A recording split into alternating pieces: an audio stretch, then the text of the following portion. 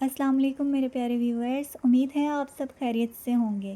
آج رمضان المبارک کا 21واں روزہ ہے اور اس کے ساتھ ہی ہم رمضان کے تیسرے عشرے میں داخل ہو چکے ہیں، جو کہ آخری عشرہ ہے۔ یہ عشرہ رمضان کے سب سے قیمتی اور بابرکت دنوں اور راتوں پر مشتمل ہوتا ہے۔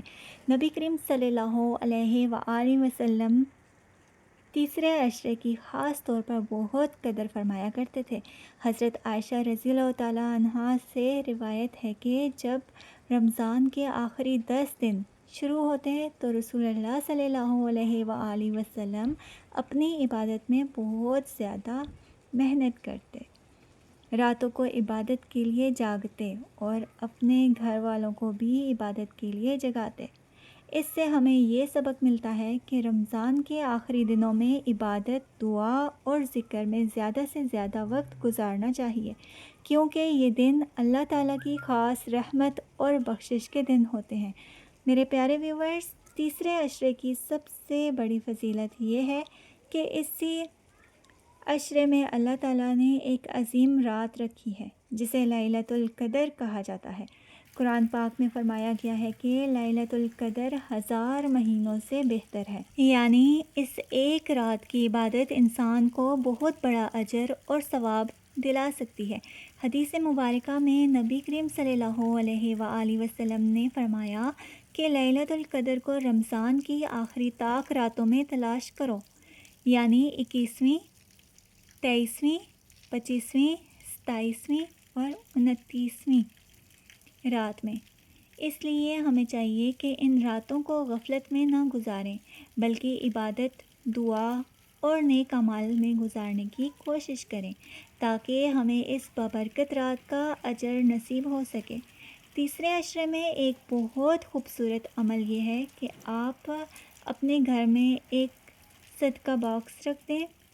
ہر رات اس میں صدقہ ڈالیں، چاہے 1 روپیہ ہو، 5 روپے ہوں یا 10 روپے ہوں، یا جتنا بھی آپ کی استطاعت ہو۔ اصل مقصد نیت اور اخلاص ہوتا ہے۔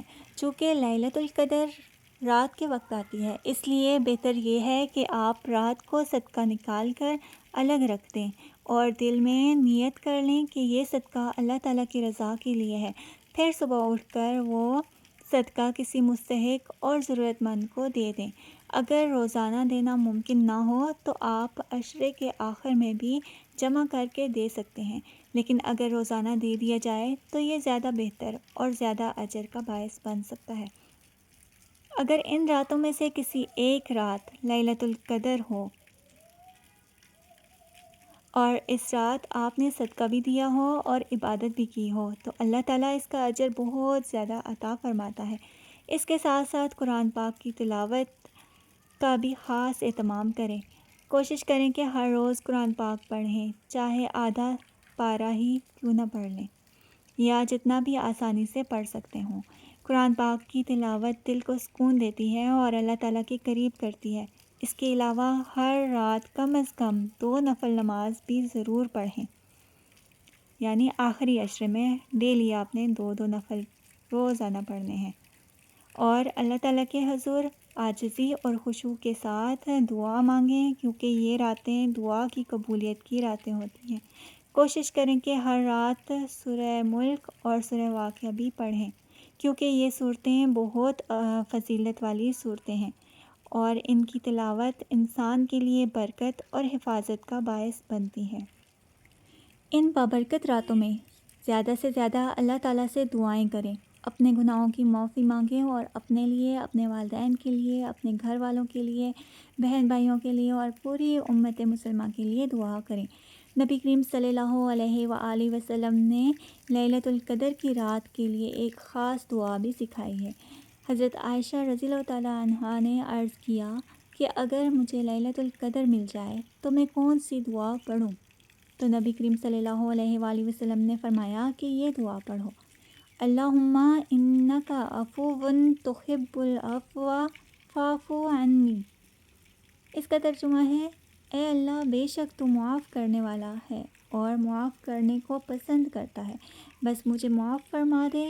یہ دعا پورے تیسرے عشرے میں کثرت سے پڑھنی چاہیے، کیونکہ یہ معافی اور بخشش کی بہت بڑی دعا ہے۔ اس کے ساتھ ساتھ ذکر و اذکار کا بھی خاص اہتمام کریں۔ کثرت سے لا الہ الا اللہ کا ذکر کریں کیونکہ یہ سب سے افضل ذکر ہے۔ اس طرح سبحان اللہ والحمد للہ ولا الہ الا اللہ واللہ اکبر کا ورد بھی کرتے رہیے، اور کوشش کریں کہ روزانہ کم از کم ایک تسبیح یعنی 100 مرتبہ ضرور پڑھیں۔ اس کے علاوہ ایک دعا یہ بھی کثرت سے پڑھیں، اللہم اجرنی من النار، یعنی اے اللہ مجھے جہنم کی آگ سے بچا لے۔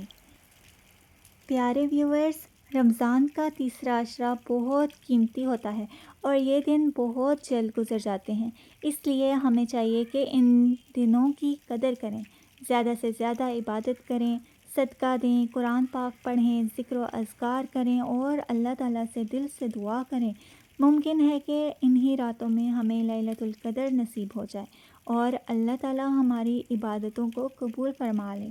اللہ تعالیٰ ہم سب کو رمضان کے اس آخری عشرے کی قدر کرنے کی توفیق عطا فرمائے اور ہمیں جہنم کی آگ سے نجات عطا فرمائے۔ آمین ثم آمین یا رب العالمین۔